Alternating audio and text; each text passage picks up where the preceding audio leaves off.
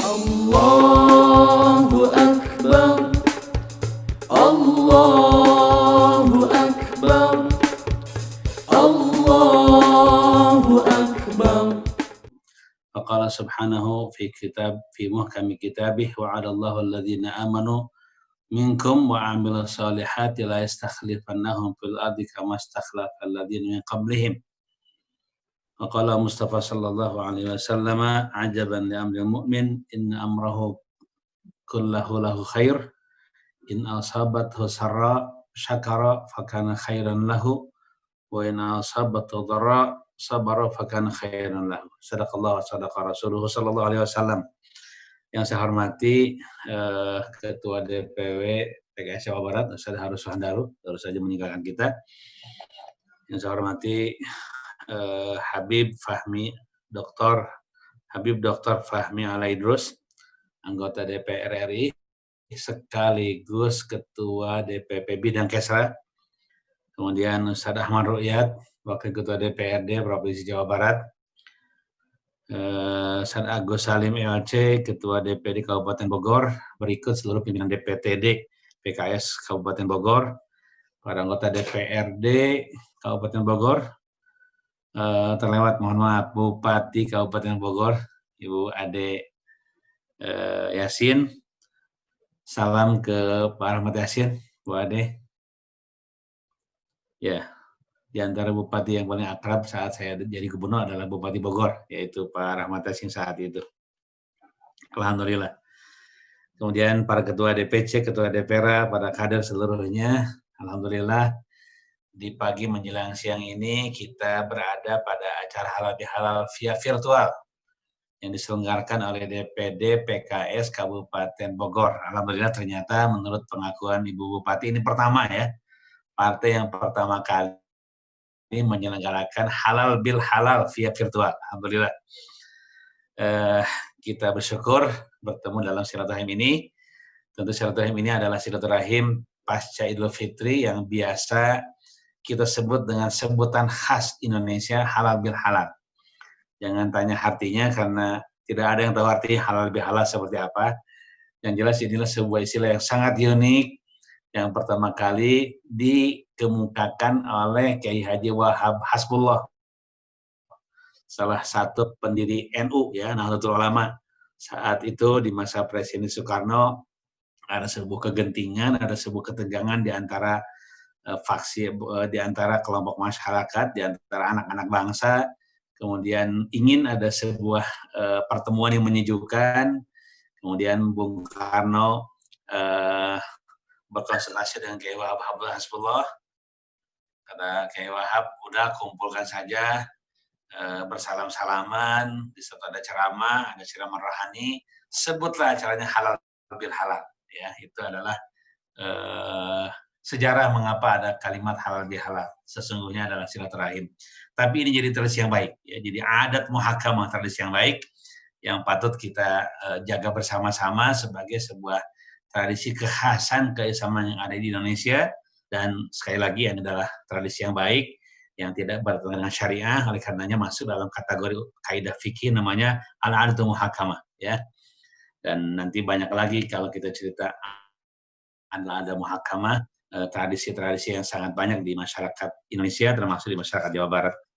Hadirin sekalian, atas nama pribadi, atas nama tentu saya sebagai Ketua DPP Bidang Kaderisasi, saya mengucapkan taqabbalallahu minna wa minkum, siyamana wa siyamakum min aida wa faizin kullu amin wa antum bi khairin. Semoga Allah Subhanahu wa taala menerima amal ibadah puasa kita bersama seluruh ibadah-ibadah yang menyertai ibadah puasa kita, tarawih, tilawah, tadarus dan lain sebagainya, qiyamul lail, doa, zikir, dan kemudian mudah-mudahan kita semua ada pada posisi aidin, kembali kepada kefitrahan, faizin, mendapat kesuksesan, ridho dan surga di hari akhirat kelak nanti. Dan kemudian kullu amin wa nahnu bi khairin. Mudah-mudahan sepanjang tahun ke depan sampai tahun ke depannya lagi wa nahnu bi khairin. Kita semua selalu berada dalam kebaikan insyaallah. Hadirin sekalian, para kader yang Allah muliakan, Bapak Ibu yang berbahagia, alhamdulillah kita terus bersyukur pada Allah Subhanahu wa taala.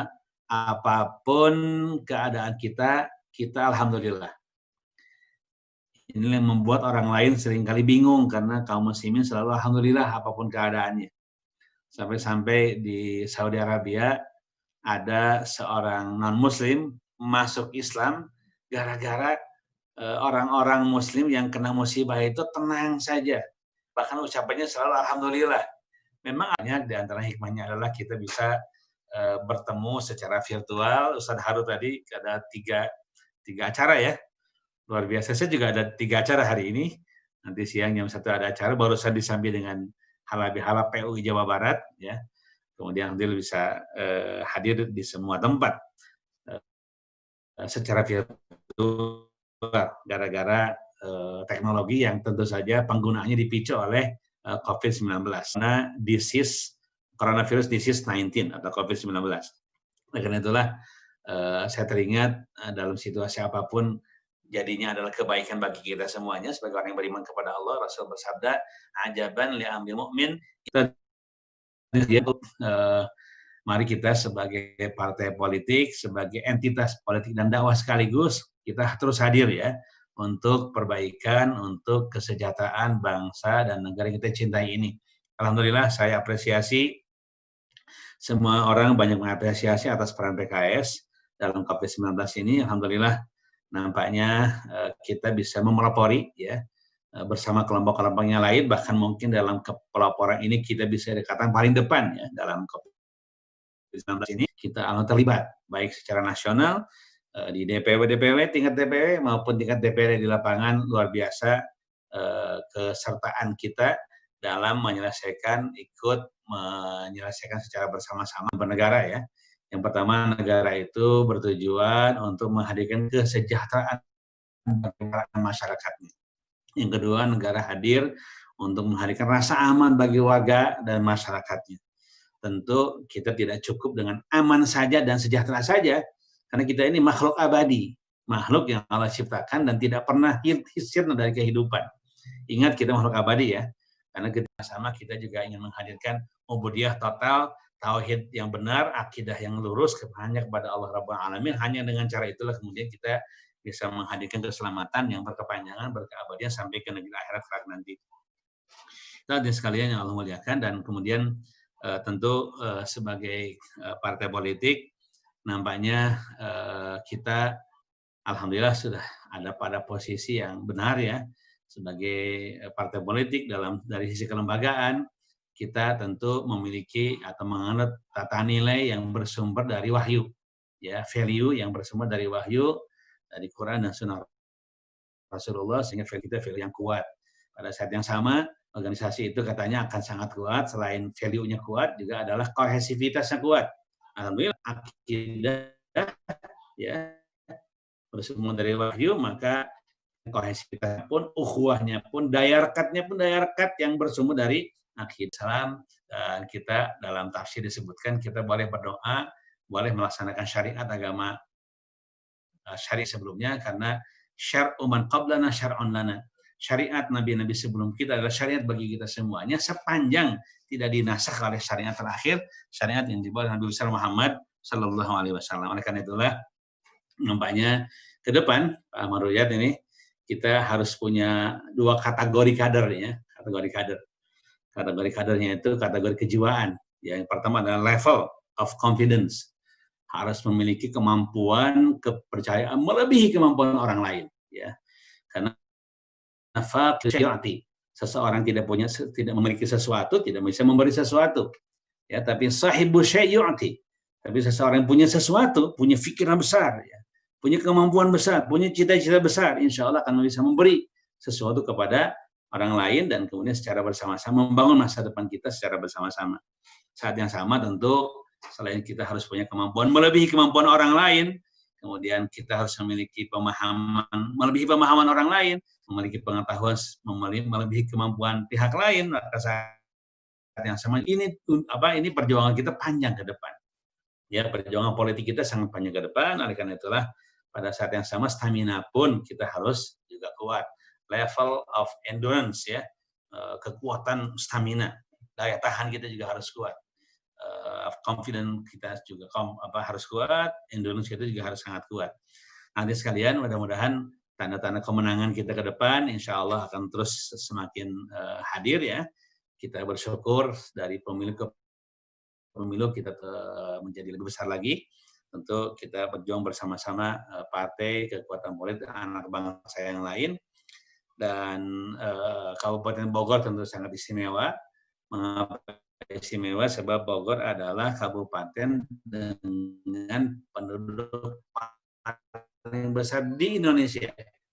Saya tidak mau menyebut di dunia ya, di dunia kalah. Tapi yang jelas di Indonesia adalah kabupaten dengan penduduk yang paling banyak di dunia. Betul kata Ibu Bupati, di tempat lain penduduk sebuah kabupaten itu hanya 200.000, hanya 150.000,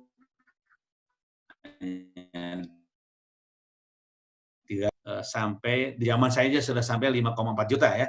Saya khawatir sekarang sudah 6 juta, apalagi ada booming bayi nanti pasca COVID ini. Jangan-jangan tahun 2021 penduduk Ibu Bupati ini sudah sampai di angka 6 juta ya, satu kabupaten. Karena itulah nampaknya memperjuangkan pemekaran Kabupaten Bogor Barat juga mungkin perlu digagas kembali supaya beban Bogor tidak terlalu besar ya, karena seringkali bagian-bagian dari pembagian keuangan, pembagian bantuan dari pusat itu biasanya ya tidak menghitung berapa jumlah penduduknya, yang dihitung kabupatennya saja. Ya seperti bantuan beras gratis ya dari Bulog, kan masing-masing bupati itu mendapatkan jatah untuk mengelola ya beras di Bulog, kalau ada bencana itu 100 ton. Kemudian gubernur 200 ton. Ya tentu ya bagi yang berpenduduk 5 juta lebih seperti Kabupaten Bogor 100 ton. Bagi berpenduduk 50.000 orang 100 ton juga. Sama di Jawa Barat juga penduduknya 49 juta 200 ton. Kemudian kabupaten yang penduduknya hanya 1,5 juta atau 1 juta lebih di Gorontalo juga sama 200 ton. Makanya dulu zaman saya persediaan beras di provinsi itu 200 ton ditambah dengan 32.000 ton yang dibeli oleh APBD. Khawatir tidak cukup kalau ada bencana-bencana berat pada saat itu. Sehingga Jawa Barat ada jatah dari pusat 200 ton, kemudian beli oleh APBD 32.000 ton. Sehingga jumlahnya menjadi 3.400 ton ya. Karena kita memiliki 3.200 di luar jatah dari pemerintah pusat. Nah, adik sekalian, tentu ke depan DPD Kabupaten Bogor harus menampakkan kinerja yang terbaiknya, apalagi 2024 nanti ya pertarungannya sangat luar biasa, persaingan dan kompetisinya untuk meraih kebaikan bersama-sama. Fasabiqul khairat insyaallah. Dan untuk entitas politik itu kan tanda-tanda kemenangannya sederhana. Ya, tanda-tanda kemenangannya adalah ya banyaknya kader, banyaknya anggota terdaftar, kemudian banyak konstituen yang memilih kita, yang dibuktikan oleh konstituen yang memilih kita pada saat pemilu 5 tahunan. Itulah tanda-tanda besarnya sebuah partai politik. Tentu di samping manajemen organisasinya, penguasaan teknologinya, penguasaan pemahaman kebangsaan dan pemahaman pengelolaan kenegaraannya, tapi pada saat yang sama untuk membuat atau melihat ukuran partai kita itu sudah sejauh mana besarnya, itu tentu saja ukurannya ya kursi ukurannya kursi ya. Alhamdulillah kita sudah mendapatkan 50 kursi di DPR RI dari 575 kursi. Ya tentu masih kecil banget dibandingkan dengan kursi yang tersedia ya. Kalau kita ke depan sudah bisa meraih 250 kursi dari 575 kursi, wah ini dahsyat, ini baru. Ya. Insya Allah itu harus menjadi cita-cita kita. Tidak mungkin ada sesuatu yang besar kecuali kecil terlebih dahulu ketika kita mulai. Ya, tetapi mulainya itu dengan cita-cita besar. Jadi begini, tidak pernah ada cita-cita besar, tidak pernah ada keberhasilan besar tanpa cita-cita besar. Cita-cita keberhasilan besar pun dimulai dengan keberhasilan kecil terlebih dahulu. Tetapi tidak mungkin ada sekelompok masyarakat yang berprestasi besar tanpa cita-cita besar. Sekali lagi, saya ulangi, tidak pernah ada karya besar, prestasi besar tanpa cita-cita dan mimpi besar terlebih dahulu. Meskipun mimpi besar dan cita-cita besar itu pun untuk sampai kepada karya besar dan prestasi besar itu dimulai dari kecil terlebih dahulu. Begitu kaidahnya. Tapi kalau sekelompok orang dari awal cita-citanya kecil, jangan harap punya prestasi besar. Jangan harap punya kemenangan besar. Jadi kita mutlak memiliki cita-cita besar untuk sampai kepada kemenangan besar di masa depan, insya Allah. Dan mudah-mudahan kemenangan tersebut diberikan contoh di Kabupaten Bogor, mengingat Kabupaten Bogor adalah sebuah kabupaten dengan penduduk yang paling banyak, sehingga kemenangannya akan sangat terlihat dan signifikan, menjadi contoh bagi kabupaten yang lain di negeri kita di Indonesia ini. Tentu tanda-tanda kemenangan tadi saya sebutkan, banyaknya kader, ya, banyaknya konstituen, sehingga saya ingin mengatakan bahwa buatlah program-program kerja di Kabupaten Bogor ini dengan semangat Madrasah Ramadan, dengan stamina yang baru, ya, sebagai efek positif dari Madrasah Ramadan tersebut, sebuah lompatan ke depan untuk memperbanyak kader secepat-cepatnya dan untuk memperbanyak konstituen yang dibuktikan dengan kemenangan pada tahun 2024 yang akan datang. Tentu tidak mustahil kalau di tahun 2024 PKS di Kabupaten Bogor menjadi pemenang nomor 1 dengan prosentase raihan suara yang signifikan, insya Allah. Amin ya rabbal alamin. Allahu Akbar. Dan kemudian tentu tanda-tanda kemenangan selain ditandai dengan ya banyaknya kader dan banyak konstituen, juga tentu saja ditandai dengan kokohnya organisasi. Sebab biasanya organisasi yang kokoh, ya, bercita-cita besar, bervisi besar, pemimpinnya bervisi besar, kemudian insya Allah raihan dalam bentuk konstituen yang banyak dan kader yang terus bertambah, yang secara signifikan itu betul-betul akan terjadi dengan baik manakala ditopang oleh kekokohan organisasi, insya Allah.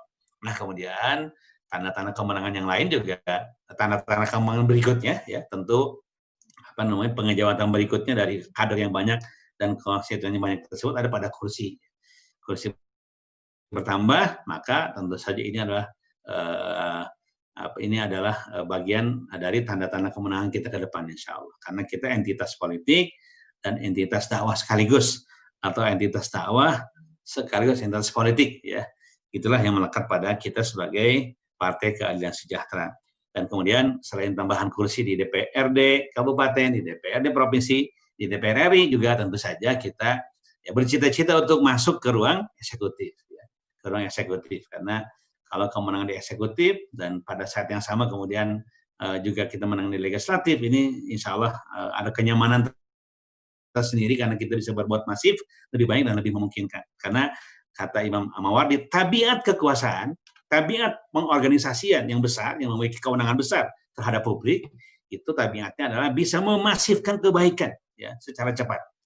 Begitu hadirin sekalian. Jadi barang siapa yang ingin bisa memasifkan kebaikan, masuklah ke ruang kekuasaan, masuklah ke ruang kebijakan. Ya, saya sering mencontohkan di Jawa Barat waktu itu, ya. Ya, dulu program ruang kelas kan hanya 300, naik ke 600. Alhamdulillah tahun 2011 kan bisa naik ke 6.000. Ya, sehingga alhamdulillah capaian angka partisipasi SLTA di Jawa Barat meningkat tajam, ya. Pada tahun 2008 saat itu saya masih ingat jumlah siswa-siswi SLTA di Jawa Barat, SMA, SMK, Madrasah Aliyah itu 840.000. Tapi pada saat 2018 saya tahun ke-10 lewat bangunan ruang kelas baru dan bantuan-bantuan pendidikan yang merata di berbagai tempat, alhamdulillah ya jumlah murid SLTA-nya naik dari 840.000 ke 2,1 juta jiwa. Itu saya kira Pak Maruyat menjadi saksi sejarah, ya, insya Allah.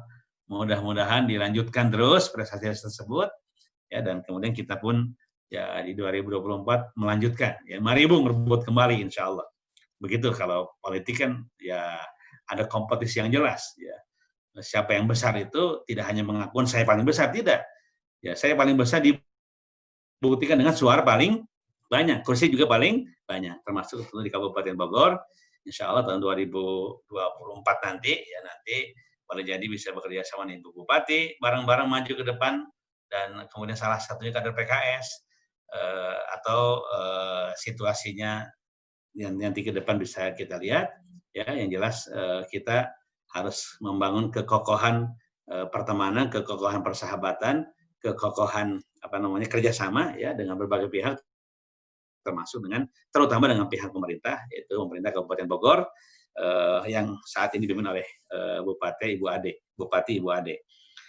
Kemudian hadirin sekalian yang Allah muliakan, nah oleh karena itulah kemudian caranya adalah kemudian kita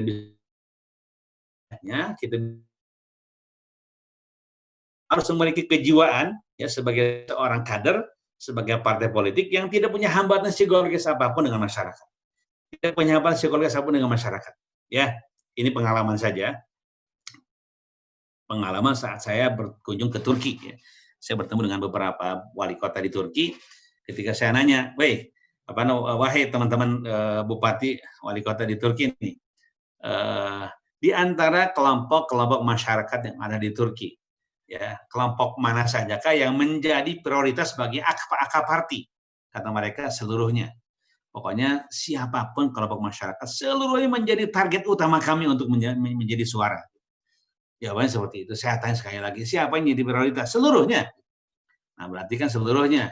Baik itu pelajarnya, mahasiswanya, pemudanya, masyarakat terpelajarnya, kelas menengah ke atas secara pendidikan maupun secara ekonomi, termasuk masyarakat kebanyakan. Nah, di Indonesia itu ada 3 kelompok masyarakat yang paling banyak, petani, nelayan, dan buruh. Oleh karena itulah, barang siapa yang bisa masuk ke ceruk yang paling besar, yaitu petani, nelayan, dan buruh, insya Allah biidznillah di Jawa Barat, di Kabupaten Bogor masih bisa menjadi pemenang, insya Allah.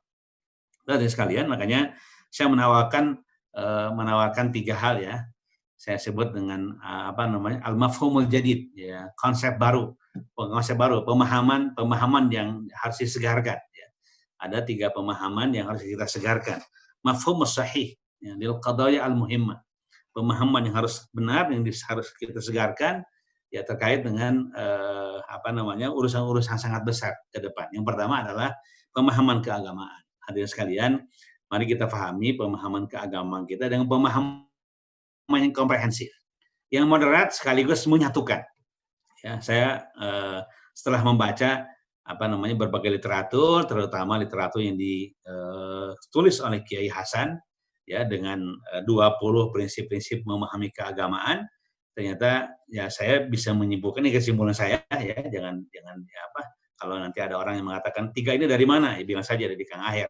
Saya menyimpulkan bahwa kita mengumpulkan karakter keagamaan kita, pemahaman keagamaan kita dengan 3 kalimat yang mudah. Yang pertama, mari kita pahami agama ini dengan pemahaman komprehensif, menyeluruh, udkhulu fis silmi kafah, ya.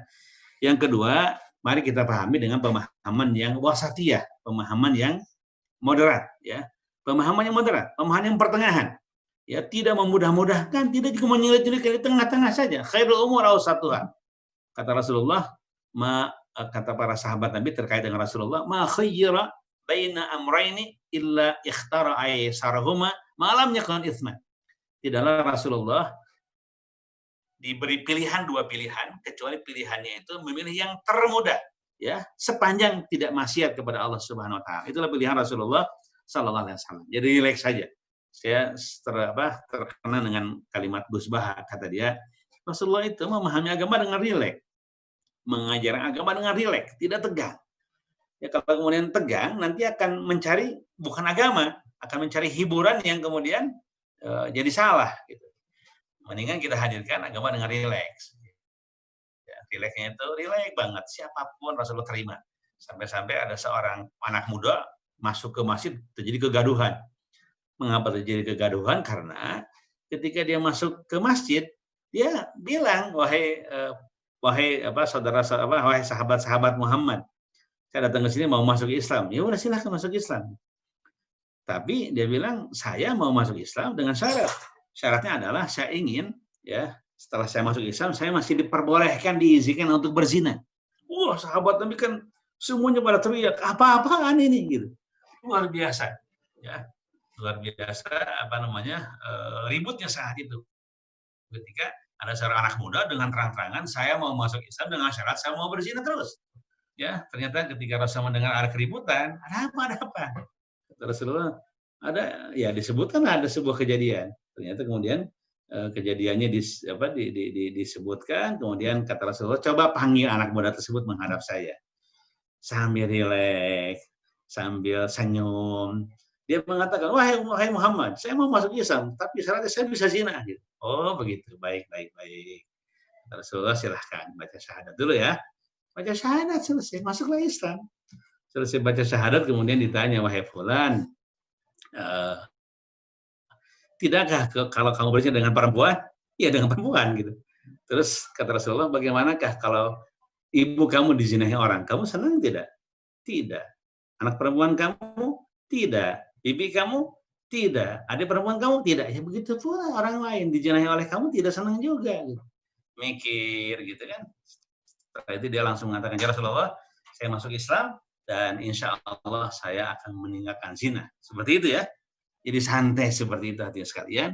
Luar biasa Rasulullah menghadapi situasi dengan sangat santai, rileks ya. Dan kemudian masuk ke ruang pikiran seseorang. Hadirin sekalian, hati-hati dengan ketegangan kejiwaan, ketegangan hubungan dengan masyarakat kita.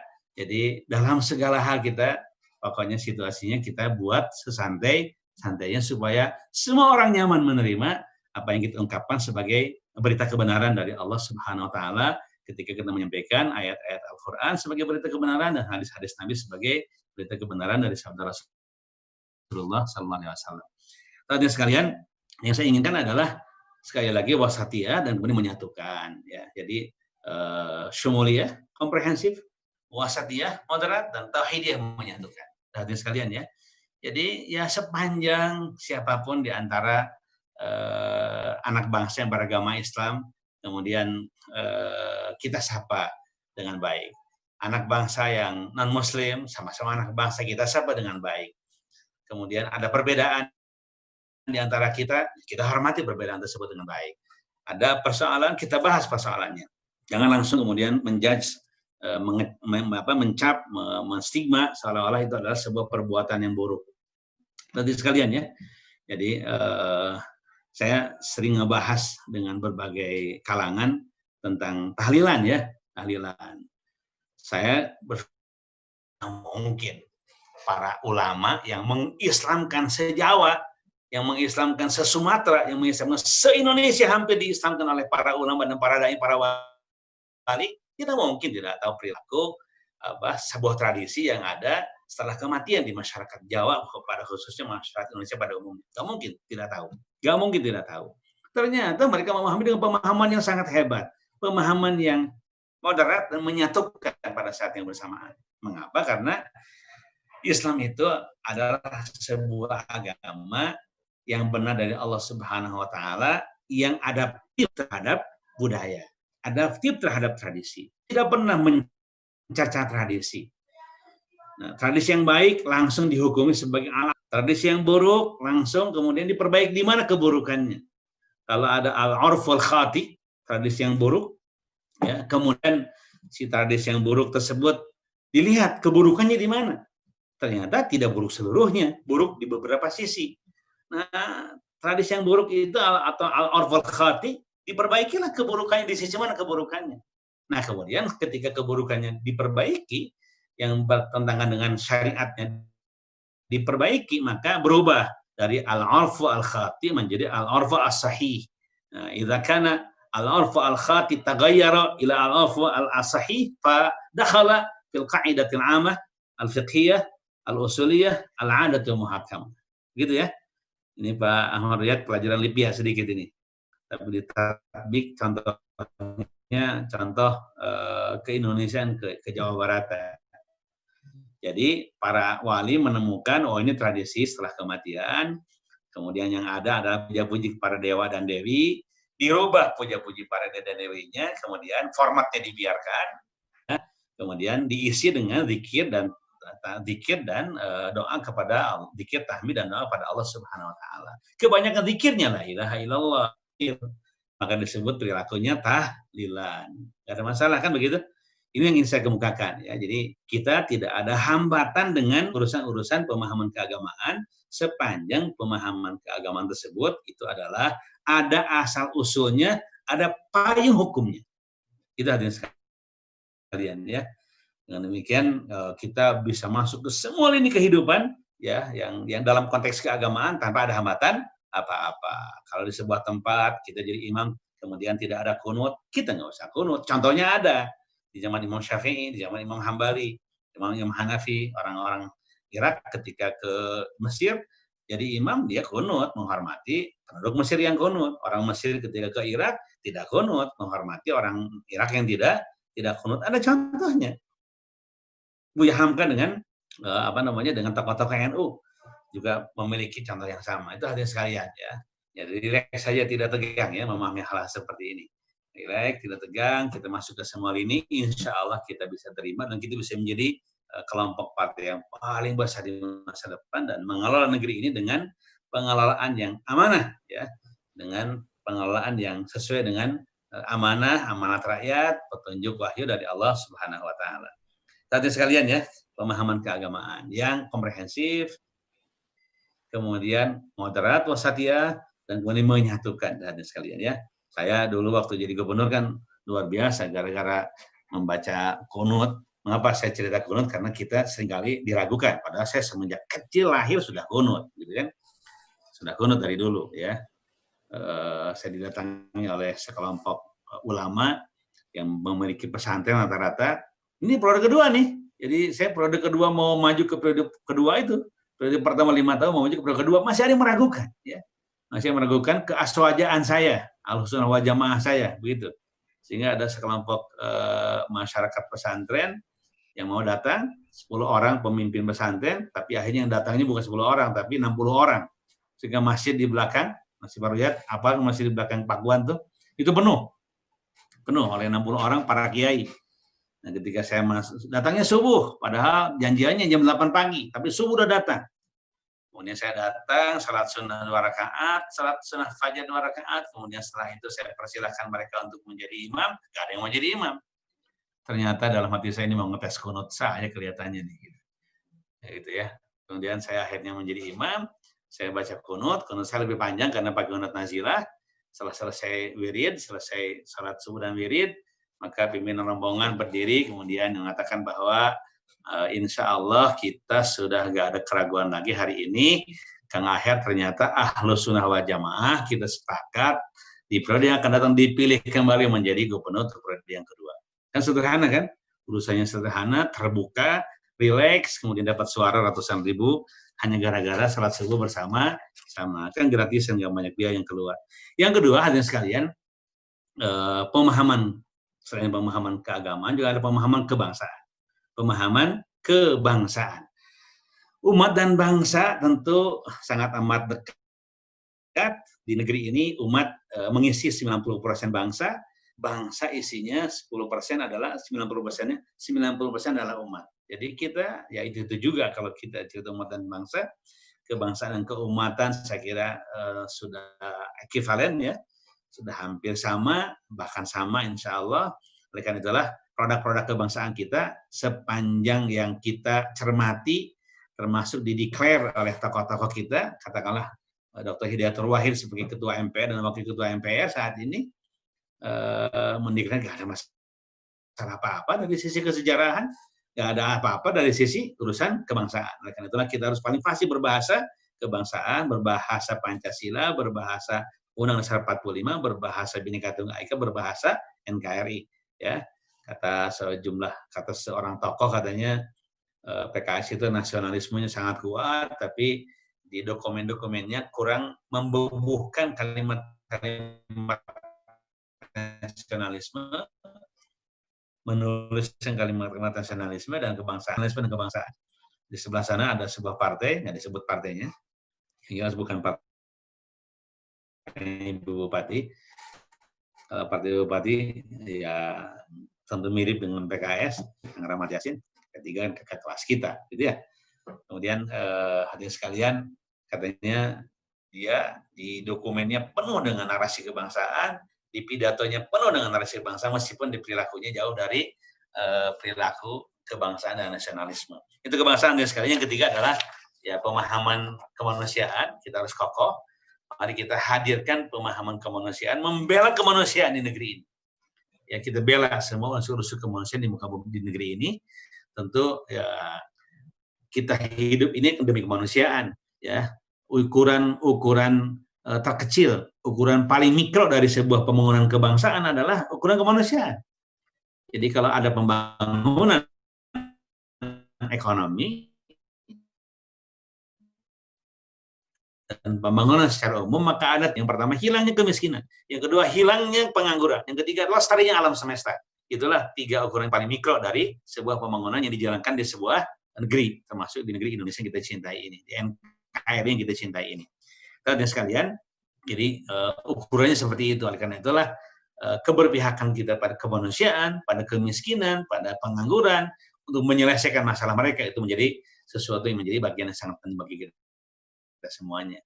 Ada sekalian, di perda-perda kita ada 26 klaster PMKS. Itulah kemiskinan dan kemiskinan dan kaum duafa yang ada dalam konsep kita. Ada 26 klaster. Nah, mudah-mudahan biasanya di Pemda-Pemda urusan klaster PMKS itu tidak jadi perhatian besar. Beda dengan jalan, beda dengan kesehatan, beda dengan urusan-urusan besar gitu ya. Padahal itu juga urusan besar, yaitu persoalan menyelesaikan klaster-klaster kemanusiaan yang bermasalah atau PMKS itu. Rasulullah bersabda, "Innama tunsaruna wa turzaquna bidu'afaikum." Sungguh kalian diberi kemenangan oleh Allah, diberi kemudahan rezeki oleh Allah karena doa orang-orang lemah. Semakin kita membela orang-orang lemah untuk diberdayakan,